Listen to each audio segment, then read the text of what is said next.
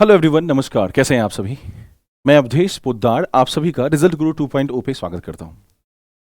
देखिए बच्चों, आप सभी के मन में, बहुत सारे बच्चों के मन में SSC selection post phase 11th के बारे में बहुत सारे डाउट्स हैं कि सर ये क्या होता है, मतलब किस प्रकार के पोस्ट यहां देखने को मिलते हैं, या एग्जाम पैटर्न क्या होता है, किस किस सब्जेक्ट से सवाल पूछा जाएगा, या 10th वाले बच्चे भर सकते हैं या नहीं भर सकते हैं, 12th वाले बच्चे भर सकते हैं या नहीं भर सकते हैं, ग्रेजुएशन वाले बच्चों के लिए कोई पोस्ट होता है नहीं होता है।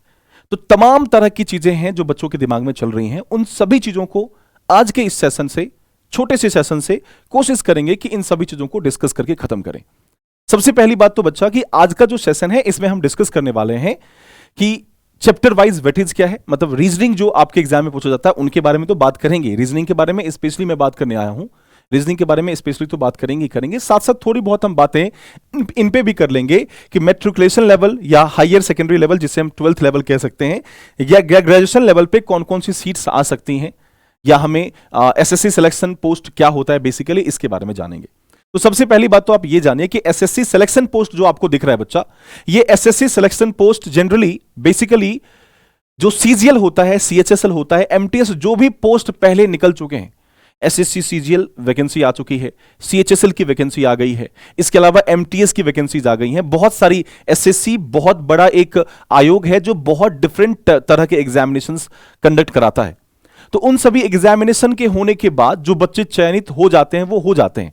उसके अलावा जिन बच्चों का सिलेक्शन नहीं हो पाता, या कुछ मान लो सीट खाली रह जाते हैं, जैसे आपने देखा होगा सीजीएल 2021 की जब 2021 का जब अभी कुछ दिन 2-3 दिन पहले रिजल्ट अनाउंस किया गया, तो उसमें बहुत सारी सीटें खाली रह गई, मतलब लगभग 80-90 के आसपास में सीट खाली रह गई। तो ऐसी सीट जो खाली रह जाती हैं ये सिलेक्शन पोस्ट के नाम से आती हैं।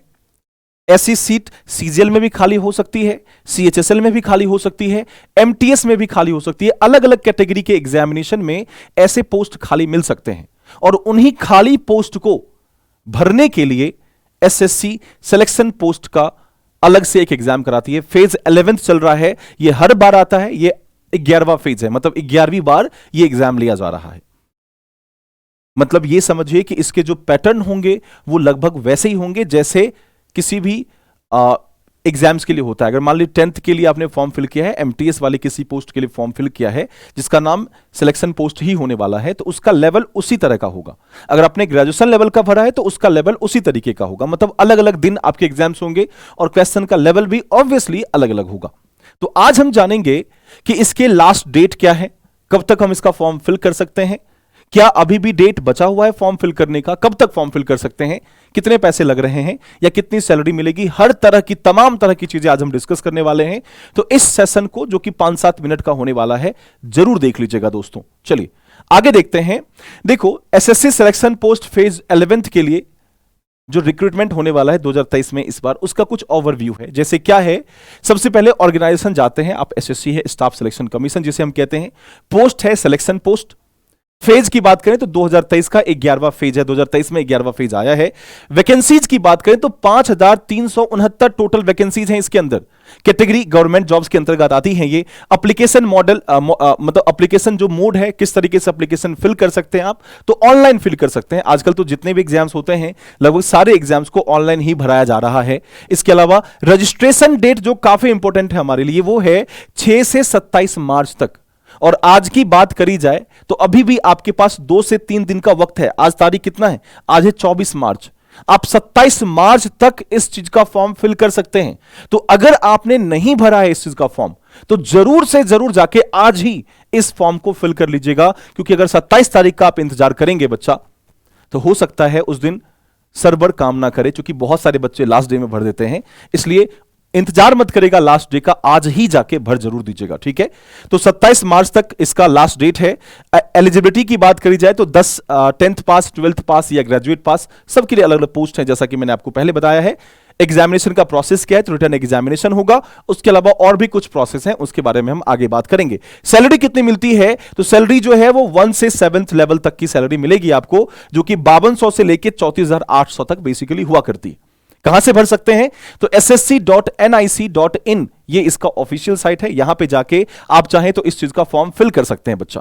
इसके अलावा अगर देखें तो एक्टिविटी या इवेंट अगर एक नजर आप डालना चाहें तो जल्दी से नजर डाल दीजिए, क्योंकि ज्यादा लंबा भी वीडियो नहीं करना है, हमें सारी इंफॉर्मेशन कवर करनी है इसके अंदर में। तो हम एक बार देखते हैं। सिलेक्शन फेज 11 के नोटिफिकेशन 6 मार्च 2023 को आए हैं। ऑनलाइन एप्लीकेशन स्टार्ट हुआ है 6 मार्च को, जिसे 27 मार्च तक भर सकते हैं आप। 28 मार्च तक लास्ट ऑनलाइन पेमेंट आप कर सकते हैं। Last date to pay application fee 28 मार्च तक है। इसके अलावा last date of generate offline challan भी 28 तारीख तक चलान आप जनरेट कर सकते हैं। और लास्ट पेमेंट जो आप कर सकते हैं चलान के थ्रू बैंक जाके वो कर सकते हैं 29 मार्च तक। जो करेक्शन का विंडो आएगा वो 2-3 दिनों के लिए खुलेगा। 3 से लेके 5 अप्रैल के बीच में करेक्शन विंडो, जो भी गलतियां हुई हैं उनको सुधार सकते हैं। वैसे जब हम फॉर्म फिल करेंगे तो कोशिश ये करेंगे कि बहुत सावधानी बरतते हुए हम फॉर्म फिल करें, ताकि दोबारा करेक्शन ना करना पड़े, क्योंकि हो सकता है करेक्शन के नाम पे कुछ एक्स्ट्रा चार्ज भी आपसे किए जा सकते हैं। इसलिए करेक्शन के भरोसे मत रहिएगा, जो भी चीजें करनी है एक बार अच्छे से फॉर्म को फिल कर लीजिएगा। एग्जाम कब होगा इसका? तो एग्जाम जो होगा वो जून जुलाई के महीने में प्रस्तावित है, लेकिन ये श्योर नहीं है। वैसे एसएससी जनरली जो डेट देती है उस डेट को एग्जाम ले लेती है, जनरली ऐसा होता है। तो ऐसा मान के चलिए कि जून जुलाई में कोई एक डेट निकल के आएगा, उस डेट को आपके एग्जाम्स होने हैं। बट कब होने हैं इसके बारे में हम बात करेंगे। अब अगर आपके दिमाग में ये ख्याल है कि सर मैं मैट्रिक पास हूं, क्या मैं इस चीज का फॉर्म फिल कर सकता हूं? बेशक कर सकते हैं। जो बच्चे मैट्रिक पास हैं, 10th पास हैं, आप भी इस चीज का फॉर्म फिल कर सकते हैं। देखो यहां पे लिखा है मैट्रिक के लिए, इंटरमीडिएट के लिए, ग्रेजुएशन लेवल के लिए, तीनों के लिए अलग अलग वैकेंसीज दी गई हैं। तो जो बच्चा ग्रेजुएट है वो चाहे तो तीनों चीज का फॉर्म फिल कर सकता है, लेकिन जो बच्चा मैट्रिक कर रहा है या मैट्रिक कर चुका है वो चाहेगा तो वो इंटरमीडिएट या ग्रेजुएशन वाले फॉर्म फिल नहीं कर सकता है। मतलब ये कि मैट्रिक आपने किया है तो मैट्रिक वाले फॉर्म को फिल कर सकते हैं। इसके लिए एलिजिबिलिटी क्राइटेरिया क्या है? तो 10वीं पास या हाई स्कूल पास आप होने चाहिए। 10+2 के लिए 12th पास या इंटरमीडिएट पास होने चाहिए। जो भी कंसर्न आपके स्टेट है उनके हिसाब से आप देख लीजिएगा क्या है, वहां पे +2 चलता है इंटरमीडिएट के नाम से, जैसे भी आता हो। ग्रेजुएट लेवल में बैचलर की डिग्री किसी भी स्ट्रीम से होनी चाहिए, और कोई कंडीशन नहीं है कि कितने % मार्क्स होने चाहिए, कोई जरूरी नहीं है, कितना भी हो चलेगा। बस आप किसी भी एक रेप्यूटेटेड इंस्टीट्यूट से या कॉलेज से, यूनिवर्सिटी से आपने ग्रेजुएशन किया हो, यह बहुत इंपॉर्टेंट है।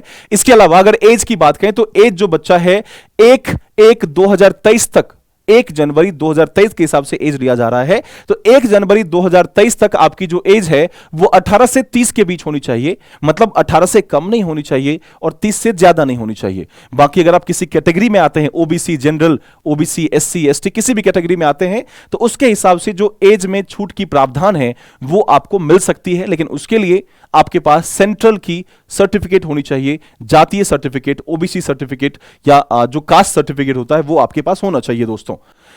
इसके अलावा अब हम बात करेंगे कि किस किस सब्जेक्ट से क्वेश्चंस आएंगे, चाहे वो किसी भी लेवल की बात करें, चाहे वो मैट्रिक लेवल की बात हो, इंटरमीडिएट लेवल की बात हो या ग्रेजुएशन लेवल की बात हो, किसी भी लेवल की आप बात करोगे उस लेवल में उसके कंसर्न टॉपिक्स आपसे पूछे जाएंगे।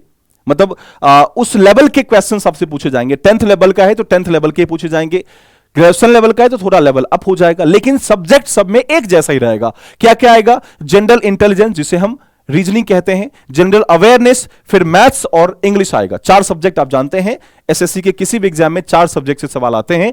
25-25 सवाल हर सब्जेक्ट से पूछे जाएंगे, इंग्लिश, रीजनिंग, मैथ्स और जीके जीएस से। ठीक है, इन सभी से 25-25 सवाल पूछे जाएंगे और हर सवाल की जो वैल्यूएशन होगी वो 2-2 मार्क्स की होगी। मतलब 25 सवाल 50 नंबर के लिए। इस तरह से 200 सवाल होंगे, 200 नंबर्स होंगे 100 सवाल के लिए, और आपके पास जो वक्त होगा वो बच्चा 1 घंटे का होगा।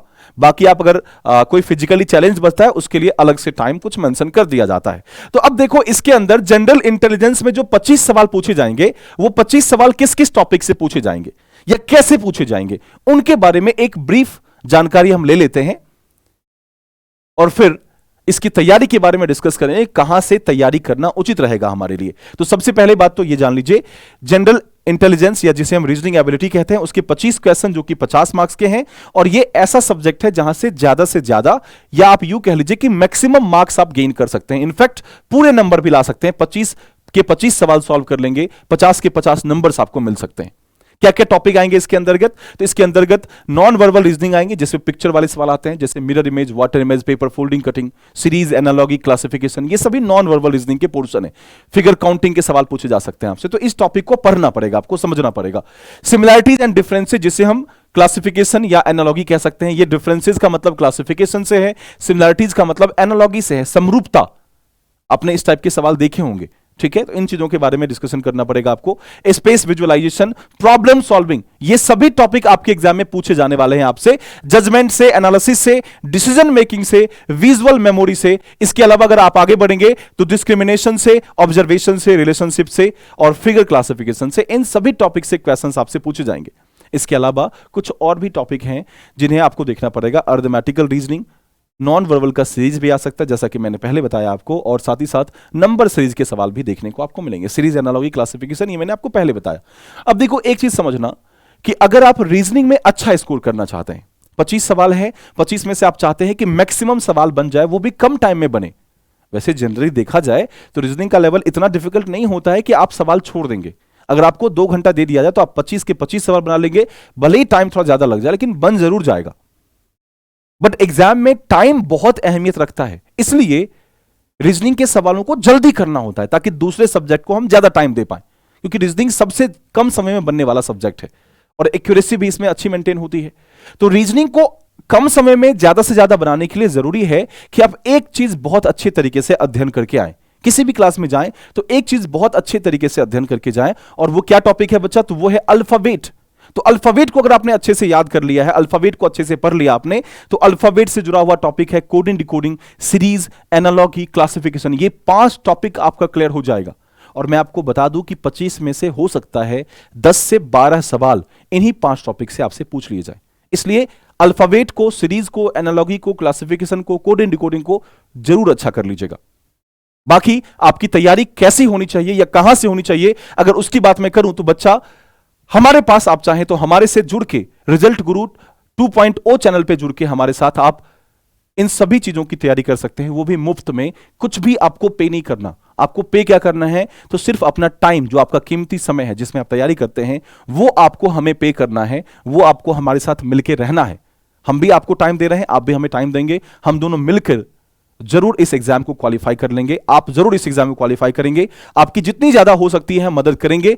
अभी तक आपको बता दूं कि जितनी भी क्लासेस चल रही हैं रिजल्ट गुरु 2.0 पे या रिजल्ट गुरु पे, उनमें कहीं भी किसी भी क्लासेस के लिए हम कोई फी पे नहीं कर, किसी प्रकार का कोई भी फी किसी बच्चे को पे नहीं करना पड़ रहा है। इनफैक्ट ये जो बैच हमने लॉन्च किया है, SSC selection batch phase 11th के लिए, ये भी बिल्कुल फ्री है।